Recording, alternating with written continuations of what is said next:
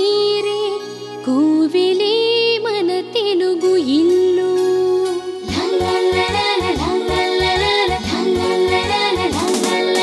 పాలను రగల పెరుగు తరగల వెన్న మీగడ కమ్మదనము ప్రేమ నింపిన పిండి వంటల ఆరబోసిన అమ్మతనము ఆరు రుచులై వేలగతులై వెళ్ళి విరిసినది అభిరుచి మీ అభిరుచి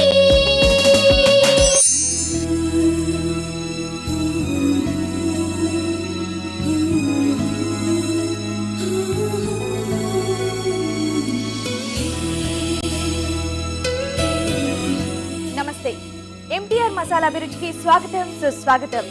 ప్రతిరోజు 4 డిఫరెంట్ రెసిపీలను మీ ముందుంచుతున్న ఎంటీఆర్ మసాలా అభిరుచి ఈ రోజు కూడా మంచి మంచి వంటలతో సిద్ధంగా ఉంది. అవేంటో చూద్దామా?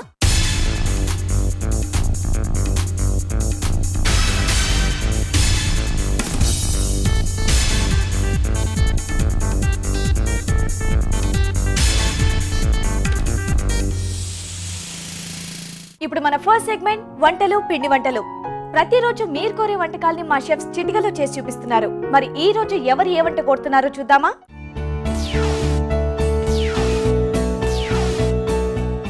హాయ్ అండి రాజు గారు. హలో అండి. బాగున్నారా? బాగున్నాండి. సో రోజులాగే ఈ రోజు మనకు చాలా మెయిల్స్ వచ్చాయి, అందులోంచి ఒకటి సెలెక్ట్ చేసాము, చెప్పమంటారా? చెప్పండి.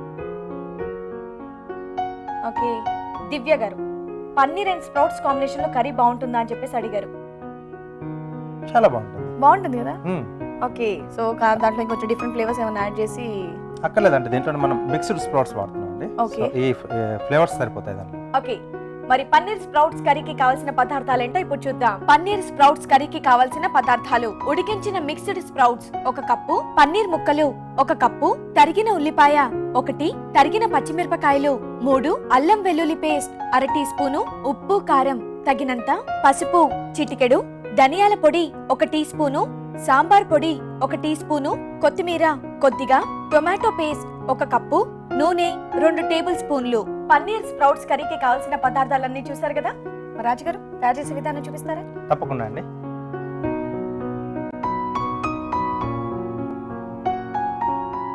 సో కొద్దిగా నూనె. ఓకే, సో ఇక్కడ మనం దీంట్లో మిక్స్డ్ స్ప్రౌట్స్ వాడుతున్నాం అండి. ఓకే, ఓకే, ఈ ముందుగానే మనం ఉడికించి పెట్టేసుకున్నాం.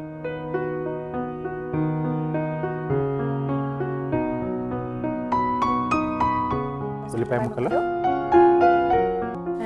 పచ్చిమిరపకాయలు, కొద్దిగా అల్లం వెల్లుల్లి పేస్ట్.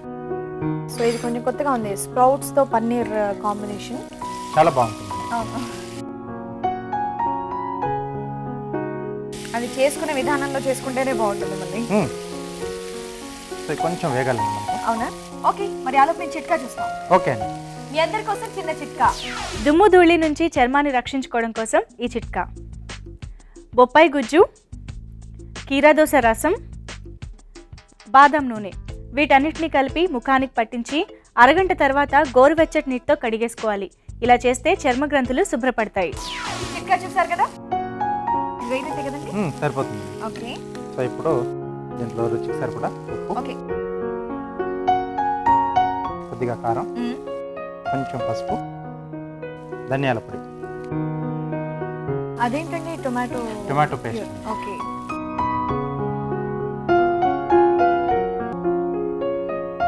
సో గ్రేవీ కోసం చక్కగా ఈ టొమాటో పేస్ట్ వేసేసారు. ఇంకండి టేస్ట్ అయితే చాలా బాగుంటుంది.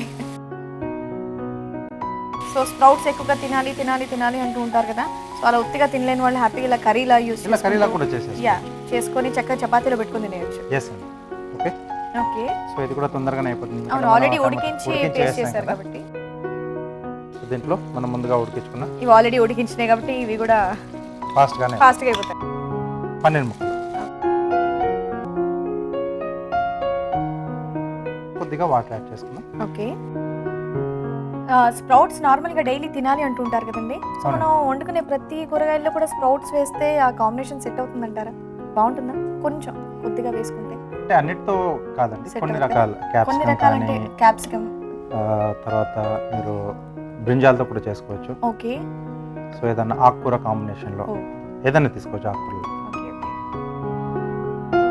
మూత పెట్టమంటారా? పెట్టేసి. ఓకే,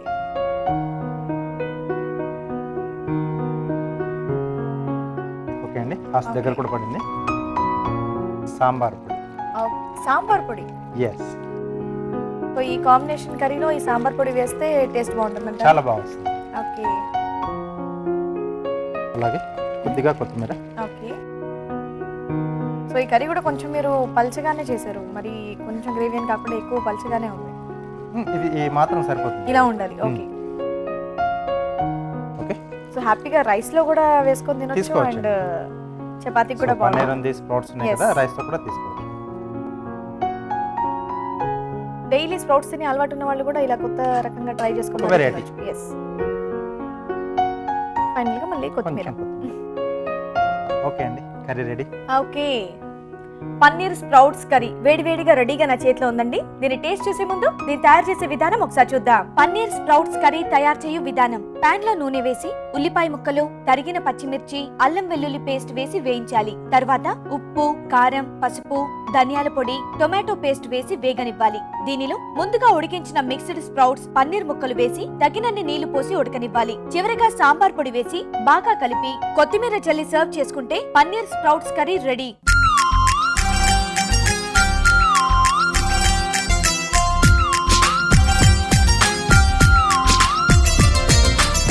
పన్నీర్ స్ప్రౌట్స్ కర్రీ ఎలా తయారు చేసుకోవాలో చూసారు కదండి. మరి ఇప్పుడు దీన్ని టేస్ట్ చూసి టేస్ట్ ఎలా ఉందో నేను మీకు చెప్తాను. రాజు గారు టేస్ట్ చేద్దామా? ఓకే అండి.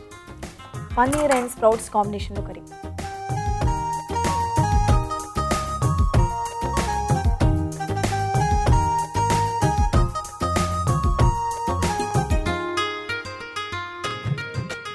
చాలా చాలా చాలా చాలా టేస్టీగా ఉందండి.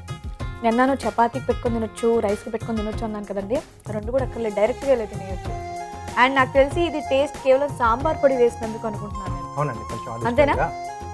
నార్మల్ ధనియాల పొడి అది రెగ్యులర్ ప్రాసెస్ కర్రీలా ఉంటుంది, ఆ టేస్ట్ ఎలా ఉంటుందో అనుకున్నాను. కానీ సాంబార్ పొడి వేసినందుకు కానీ టేస్ట్ మాత్రం అల్టిమేట్ అండి, నిజంగా చాలా బాగుంది. Thank you. Paneer sprouts curry sambar పొడి యాడ్ చేయడం మర్చిపోవద్దు. ఇమీడియట్గా మీ ఇంట్లో ట్రై చేయండి. ఇప్పుడు మీ అందరి కోసం చిన్న చిట్కా. ఇప్పుడు మీకోసం మరో చిట్కా. జుట్టు రాలే సమస్యతో బాధపడుతున్నవారు మెంతుల్ని రాత్రంతా నానబెట్టి ఉదయాన్నే రుబ్బేసి ఈ పేస్ట్ని తలకి పట్టించి అరగంట తర్వాత తలస్నానం చేయాలి. ఇలా వారానికి ఒకసారైనా చేస్తే జుట్టు రాలే సమస్య తగ్గుతుంది. అలాగే చుండ్రు నివారణకు కూడా ఈ పద్ధతి చాలా మంచిది. పన్నీర్ స్ప్రౌట్స్ కర్రీ ఎలా తయారు చేసుకోవాలో చూసారు కదండి. మరి మీరు కూడా మీకు నచ్చిన వంట మా షెఫ్ చేసి చూపించాలంటే వెంటనే మాకు మెయిల్ చేయండి. మా మెయిల్ ఐడి abhiruchi@etv.co.in. ఇప్పుడు మన నెక్స్ట్ సెగ్మెంట్ గుడ్ ఫుడ్. మంచి ఆహారం, మంచి ఆరోగ్యం. ఈ రోజు మనం గుడ్ ఫుడ్ లో మనందరికి ఎంతో ఇష్టమైన దోశ తయారు చేసుకోబోతున్నాం. అది ఏ కాంబినేషన్ తో తెలుసా? రాగి పిండితో. రాగి పిండి దోశ. మరి ఇది ఎలా తయారు చేసుకోవాలో షెఫ్ రాజు గారిని అడిగి తెలుసుకుందామా?